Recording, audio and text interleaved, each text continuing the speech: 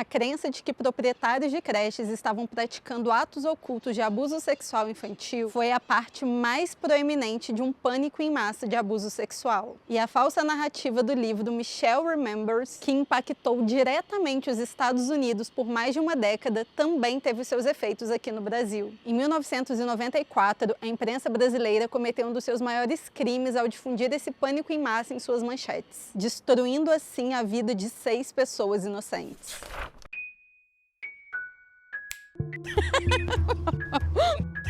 Olá, excêntricos! Bem-vindos a mais uma sessão do Clube. Eu sou a Ana e antes de começar o vídeo de hoje, já confira se você está inscrito no canal, ativa o sininho e não se esqueça de deixar o seu like e comentar aqui nesse vídeo. Considere também, se você puder e quiser, se tornar um membro do canal, porque dessa forma você pode colaborar para as nossas aventuras. Então, sem mais delongas, vamos para o caso de hoje. Em março de 1994, o ano letivo tinha acabado de começar na Escola de Educação Infantil Base, no bairro da Aclimação, em São Paulo. Tudo corria muito bem até o dia em que Lúcia, Eiko Tanoi e Clea, parente de Carvalho, notaram comportamentos estranhos em seus filhos, ambos de 4 anos de idade e estudantes da escola base. Elas então se dirigiram à delegacia para prestarem queixas contra 6 pessoas relacionadas ao colégio. De acordo com as mães, as donas da escola base, Maria Aparecida Shimada e Paula Milim de Alvarenga, juntamente com seus esposos, Ikushiro Shimada e Maurício Alvarenga, promoviam orgias com as crianças na casa de Saulo e Mara Nunes, pais de um dos alunos da escola base. Tudo começou quando o filho da Lúcia, que tinha 4 anos de idade na época, estava brincando com a mãe. Durante a brincadeira, ele se sentou no colo da mãe e começou a fazer movimentos e dizia que era assim que homens e mulheres faziam. E a mãe, surpresa com o comportamento do filho, foi perguntar onde ele tinha aprendido aquilo. Inicialmente, ele não quis responder, então a Lúcia foi investigar mais a fundo. Ela inclusive chegou a questionar o marido, perguntando se ele tinha levado a criança em algum lugar inapropriado ou tinha mostrado pornografia para ele. O marido respondeu que não, só que a Lúcia, não satisfeita, continuou pressionando ainda mais a criança. Ninguém presenciou a conversa que os dois tiveram no quarto, mas fato é que ela saiu de lá dizendo que o filho tinha contado barbaridades. Segundo a história, o filho de Lúcia teria assistido a uma fita pornográfica na casa de um coleguinha da escola. Ele descreveu a casa desse coleguinha como sendo um lugar grande, com um porão verde, jardim lateral, muitos quartos e um deles uma cama redonda com uma televisão no teto. Quer dizer, o filho tinha acabado de dar praticamente a descrição de um motel para a mãe. Ele teria sido levado durante o horário da aula em uma Kombi da escola pelo marido de uma das donas, o Maurício, até essa suposta casa. Na casa, a criança teria sido beijada na boca por uma mulher de traços orientais e esse beijo teria sido fotografado por 3 homens. O Maurício, marido da sócia Paula, ainda teria agredido o menino. E essa mulher de traços orientais que teria dado o beijo nele ainda teria feito ele se virar de costas para passar mertiolate em suas nádegas. E ele dizia à mãe que ardia muito. E não acabou, minha gente. Por fim, essa mulher e um outro homem teriam ficado colados em frente à criança. Além disso, mais 3 coleguinhas teriam feito parte da orgia. A Lúcia, então, ficou apavorada com aquelas informações e foi procurar uma outra mãe, a Cleia, e contou para ela tudo o que tinha acontecido, todas as preocupações e, consequentemente, a Cleia foi pressionar a sua filha. Então, a história ganhou ainda mais corpo, porque, segundo a Cleia, a filha teria relatado outros horrores. Mas lembrando também que essa foi uma conversa que ninguém mais presenciou. Dentre os horrores contados, a menina relatou que tinham introduzido um objeto estranho em seu ânus. Objeto esse que ela não saberia descrever o que era, que ainda assistia filmes de mulheres peladas e era fotografada nua, e que os tios da escola ficavam sem roupa e deitavam em cima dela. Foi aí então que as 2 mães decidiram ir até a 6ª Delegacia de Polícia, na zona sul de São Paulo, para prestarem queixa contra a Escola Infantil Base. As donas da escola, então, a Maria Aparecida e a Paula, foram chamadas até a delegacia, que não ficava muito longe da escola. Tinham falado para elas que uma criança tinha sofrido um acidente na escola e por isso que elas estavam sendo chamadas. As 2 não entenderam muito bem o que estava acontecendo, mas foram mesmo assim. Chegando na delegacia, as 2 foram colocadas em salas separadas e só depois disso que contaram que elas estavam sendo acusadas de promover orgias. Elas foram foram agredidas psicologicamente, fisicamente e ainda sofreram assédio sexual de policiais, para que elas admitissem que tinham sim cometido crime de pedofilia, mas apesar das torturas, elas não confessaram nada. A polícia então fez uma busca surpresa tanto na escola base quanto na casa do casal Saulo e Mara, que era a casa onde supostamente aconteciam essas orgias. As duas buscas, segundo os acusados, ocorreram sem mandados, mas como eles não tinham nada a esconder e eles não estavam conseguindo entender, assimilar, porque estava tudo acontecendo tão rápido que eles acabaram permitindo a entrada da polícia mesmo assim. A escola base foi toda revirada e nada de suspeito foi encontrado. A casa de Saulo e Mara, na verdade, era um apartamento comum. Não tinha porão verde, nem jardim, nem cama redonda, nem televisão no teto, nada. Uma semana depois, percebendo a fragilidade do caso e que sem provas muito provavelmente o caso se encerraria, o delegado Edélcio Lemos, junto com as mães das crianças, convocaram a imprensa para uma coletiva. Porém, o delegado até tinha tentado dar o furo para o Diário Popular. Ele disse ao editor que passaria as informações com exclusividade de um caso que ele tinha,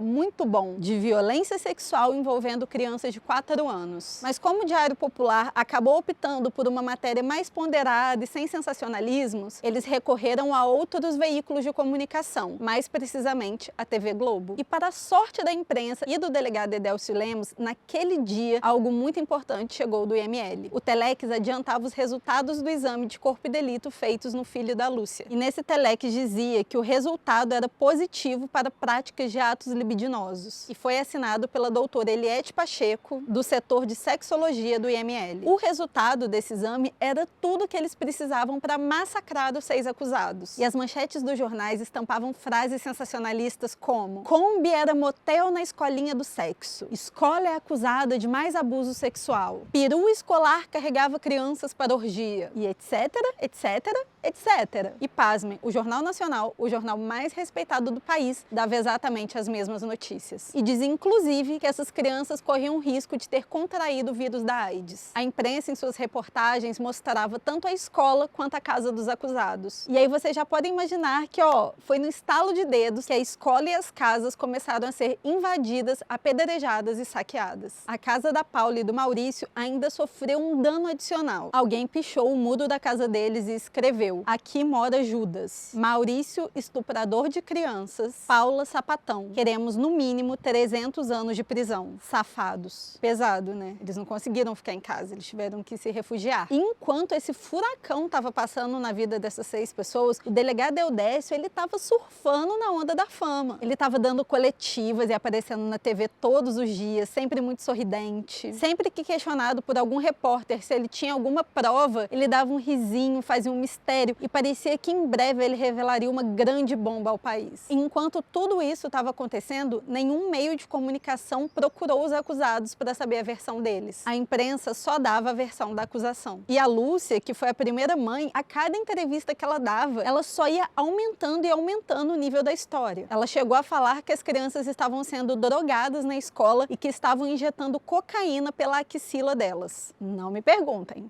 Não me pergunta, Luiz. Eu não sei. Eu não sei o que isso quer dizer. Não sei se isso é possível. Mas as pessoas compravam que as crianças estavam fazendo abuso de álcool na escola. E tudo isso. Cada entrevista era uma história diferente. Depois, outras mães acabaram surgindo na imprensa e começaram a falar coisas, apesar de nunca terem prestado uma queixa na delegacia. Surgiram tantas denúncias que o relator da CPI da prostituição infanto-juvenil pediu a quebra do sigilo bancário das contas dos acusados. Mas só para vocês terem uma ideia, quando isso aconteceu, eles sequer tinham prestado depoimento formal. Tudo virou um grande espetáculo. E a Maria Aparecida, a Paula, a Mara, o Ikushiro, o Maurício e o Saulo estavam vivendo um grande pesadelo. Ninguém queria ouvi-los, apenas acusá-los. Pensem que todo esse caos ocorreu durante o feriado de Semana Santa de 1994. Parecem meses, né, toda essa confusão, mas só precisou de um feriado com pautas muito mornas para todo esse estrago ser feito. Foi então que os acusados resolveram que eles precisavam se defender. Eles então procuraram o jornalista Florestan Florestan Fernandes Júnior, que na época era da TV Cultura, e falaram que queriam dar uma entrevista. O estrago, a reputação deles já estava feito, não tinha como piorar, então a única esperança que eles tinham era de que, sei lá, eles iam falar e alguém ia acreditar na versão deles. O Florestan levou ao ar uma reportagem muito equilibrada e sem julgamentos. E essa abordagem do Florestan foi fundamental para a formação de opinião de outros jornalistas, que só a partir desse momento resolveram colocar a cabecinha para funcionar e pensaram que talvez seria interessante ouvir o outro lado da história, não é mesmo? Que o papel da imprensa não é acusar ninguém, mas sim de ouvir todas as versões possíveis de uma mesma história e deixar o próprio leitor tirar suas conclusões. E foi só então que os jornalistas começaram a se pronunciar, não a favor dos acusados, mas passaram a questionar esse linchamento e esse verdadeiro massacre social que eles estavam sofrendo, porque afinal, eles podem ser culpados, mas e se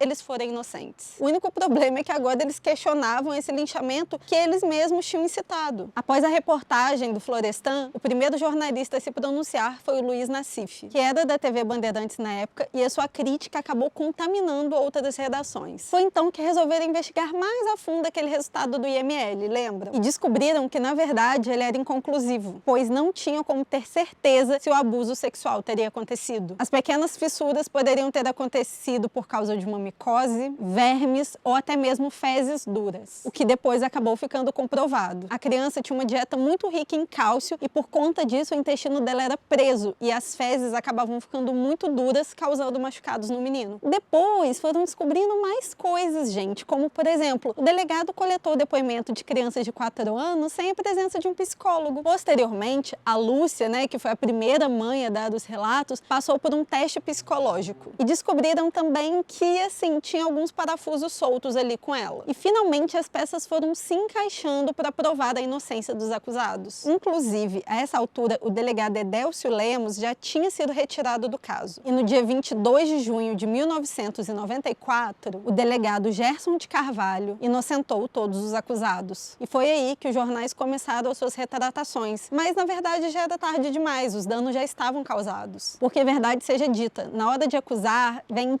todas as manchetes na primeira página do jornal, mas para se retratar vem numa matériazinha de rodapé que ninguém lê. E a maioria dessas matérias de retratação falava que o caso tinha sido arquivado por falta de provas. E não falava que, na verdade, eles eram inocentes e que eles sim tinham sido as grandes vítimas disso tudo. Então, muitas pessoas acharam que eles continuavam sendo culpados, só não tinham encontrado provas, e não que eles eram vítimas. Foi absolutamente desproporcional. A imprensa bateu muito mais do que pediu desculpas. E por conta disso, os 6 foram socialmente enterrados. Eles perderam tudo o que tinham, a escola base nunca mais voltou a funcionar e eles se endividaram contratando advogados que não tinham como pagar. O Maurício Alvarenga e o casal Maria Aparecida e Kushiro Shimada foram indenizados por vários meios de comunicação após uma decisão do STF, incluindo a Globo e o SBT. Como a Paula e o Maurício acabaram se separando no meio dessa confusão, ela não quis continuar com o mesmo advogado dos 3 e ela acabou sendo a mais prejudicada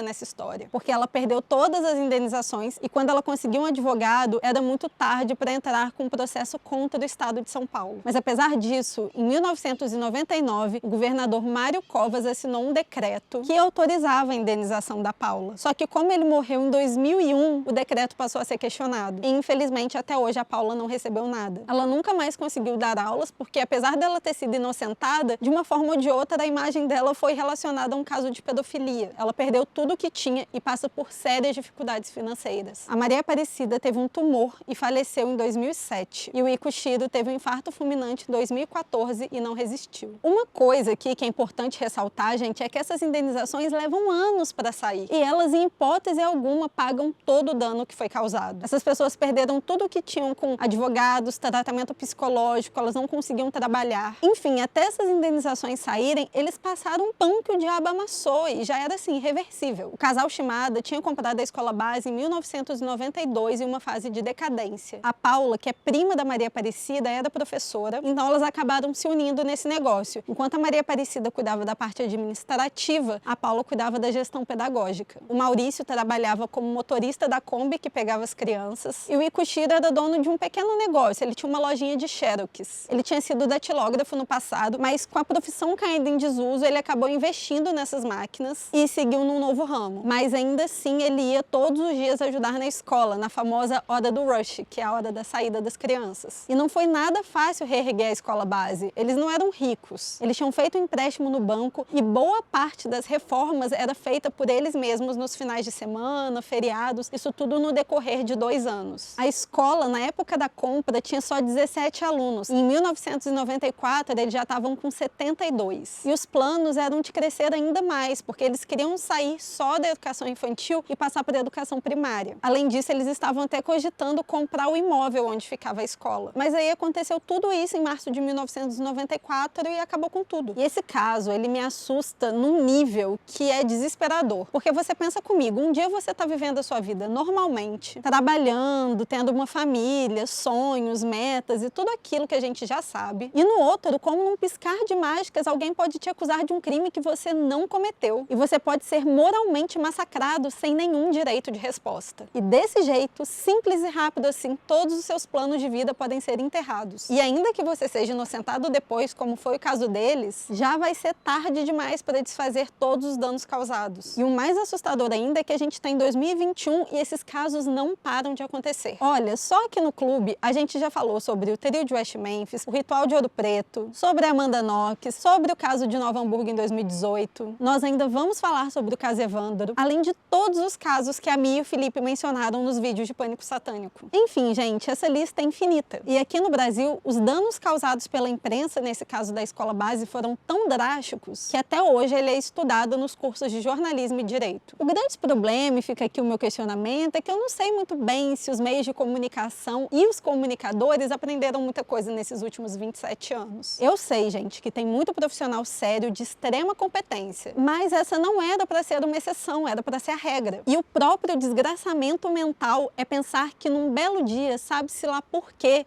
o acusado pode ser eu ou pode ser você. Tchau!